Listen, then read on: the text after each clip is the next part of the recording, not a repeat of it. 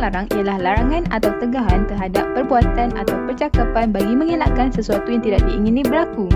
Pas pantang larang orang Melayu yang masih relevan dan patut diamalkan dari perspektif teori sistem pemikiran bersepadu 4K SPB 4K melalui 4 aspek iaitu pemikiran, kerohanian, kebitaraan, kesaintifikan dan kekreatifan. Kerohanian berkaitan dengan keimanan dan ketakwaan, hubungan manusia dengan Yang Maha Pencipta sebagai hamba hablum minallah dan hubungan manusia sesama manusia serta dengan makhluk yang lain sebagai khalifah hablum minannas. Kebitaraan mengkaji kebijaksanaan orang Melayu dalam mengungkapkan pantang larang untuk mendidik serta menerapkan nilai murni. Kesaintifikan melihat logik dan kesaintifikan orang Melayu dahulu kala berkaitan dengan kejadian alam seperti hujan, buruh serta hubungannya dengan manusia dan kaitannya dengan haiwan serta tumbuhan. Pemikiran kekreatifan pula melihat kekreatifan orang Melayu menyusun ayat dan perkataan dalam pantang larang ini sehinggakan anak cucu bimbang untuk melanggarnya malah menurutnya tanpa banyak bicara.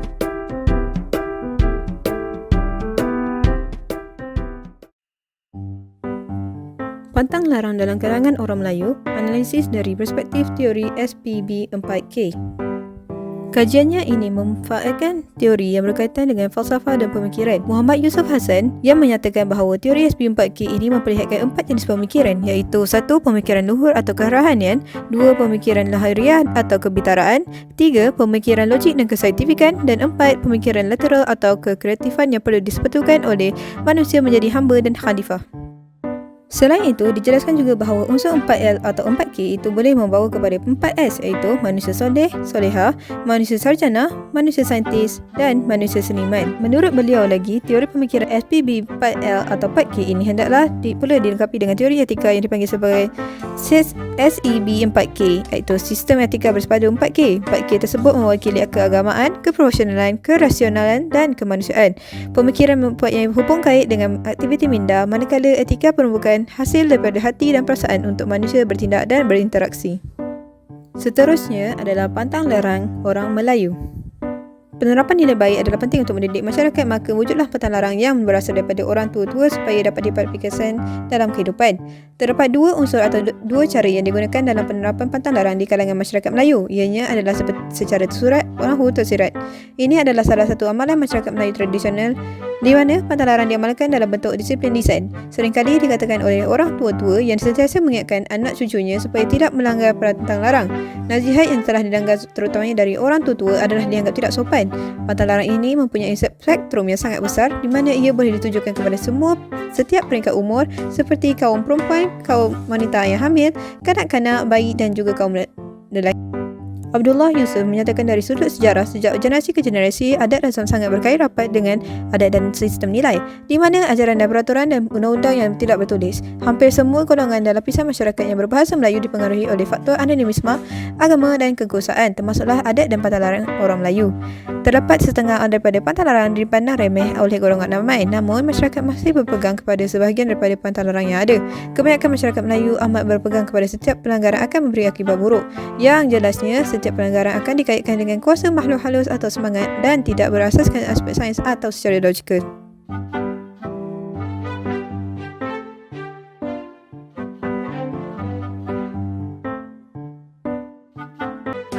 Pantang larang dalam membina kehidupan berkeluarga.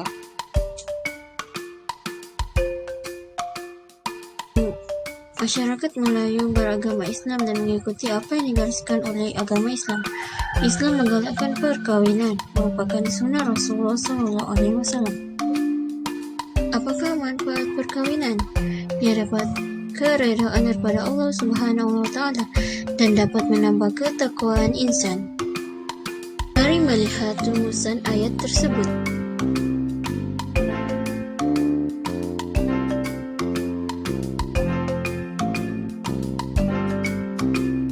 Larangan kepada ibu hamil dan suami. Jom kita lihat. Larangan kepada ibu hamil daripada Hanafi Dola dan Anisa Parakbah.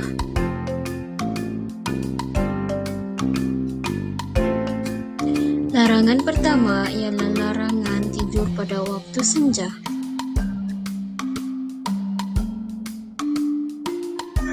Larangan kedua, tidak dibenarkan berada di luar rumah selepas maghrib.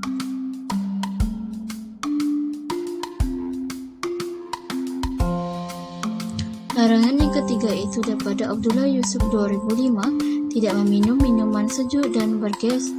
Manakala larangan keempat melarang untuk makan kerak nasi. Larangan keempat itu larangan mengalihkan sesuatu barang di rumah, dan larangan kelima ialah larangan duduk di anak tangga. Larangan yang keenam iaitu tidak dibenarkan melihat gerhana matahari. Manakala larangan ketujuh tidak bertengkar dengan mak mertua. Apakah pemikiran rasional dan kemanusiaan untuk larangan ibu menghamil?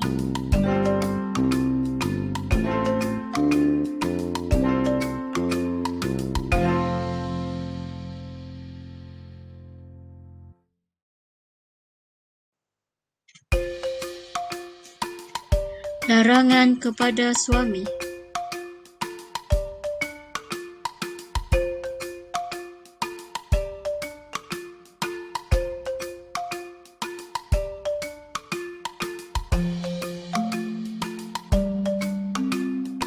Apakah pemikiran rasional dan kemanusiaan untuk larangan kepada suami?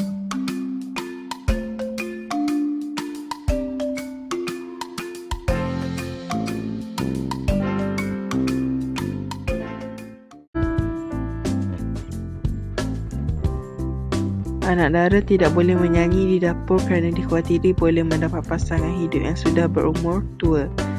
Anak dara tidak boleh makan sambil baring kerana akan mendapat suami yang pemalas. Gadis yang sedang makan lalu berpindah tempat dengan kerap akan mendapat suami yang ramai, iaitu akan berkahwin ramai.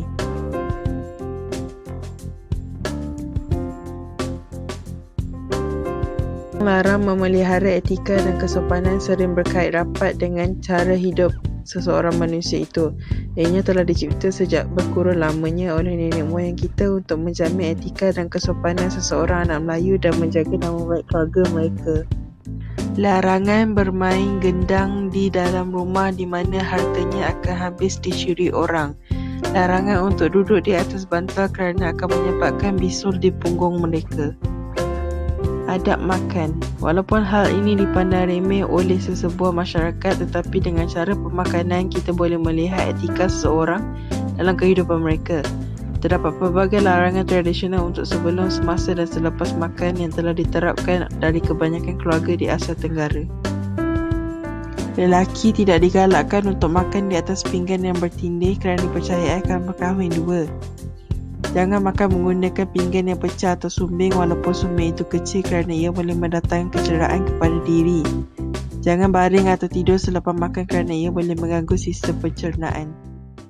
Seterusnya, pantang larang berkaitan dengan makhluk halus daripada sebarang bencana dan penyakit. Kepercayaan orang dahulu adalah animisma. Animisma merupakan ciri utama dalam kepercayaan orang Melayu yang telah diwarisi dari zaman pra-Islam lagi.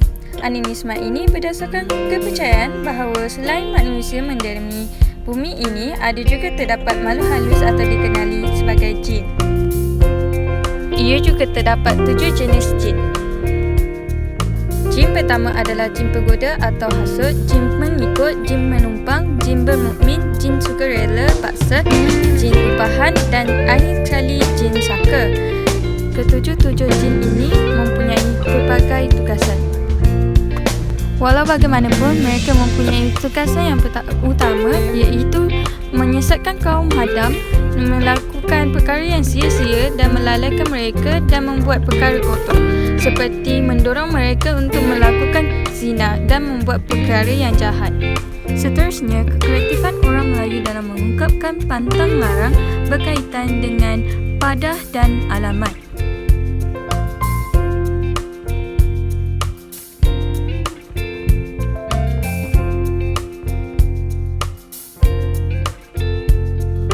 Pemikiran kreatif orang Melayu mengenai pantang larang ini jelas terakam dalam kata indah bersifat talibun, pantun, perumpamaan, seloka dan toroba. Sebagai contoh, memotong kuku pada waktu malam boleh memendekkan umur. Ini jelas dan nyata kerana pada zaman dahulu tidak mempunyai lampu seperti sekarang. Ia juga bermaksud melarang orang memotong kuku pada keadaan yang gelap yang boleh menyebabkan terluka dan sebagainya. Namun, dari perspektif pemikiran kerohanian, kebitaraan, kesaintifikan dan kekreatifan, pantang larang harus dipertahankan juga kerana kewujudan itu bukan sahaja untuk kebaikan dalam menjalani kehidupan masyarakat, malah juga dapat membentuk jiwa manusia yang seimbang. Sehubungan dengan itu, ada kewajarannya pantang larang orang Melayu ini dikaji bagi memperincikan lagi kerasionalannya agar semua masyarakat Melayu mengenali pantang larang nenek moyang mereka yang pernah menjadi cara penyampaian etika dan nilai serta kebanggaan pada suatu masa dahulu.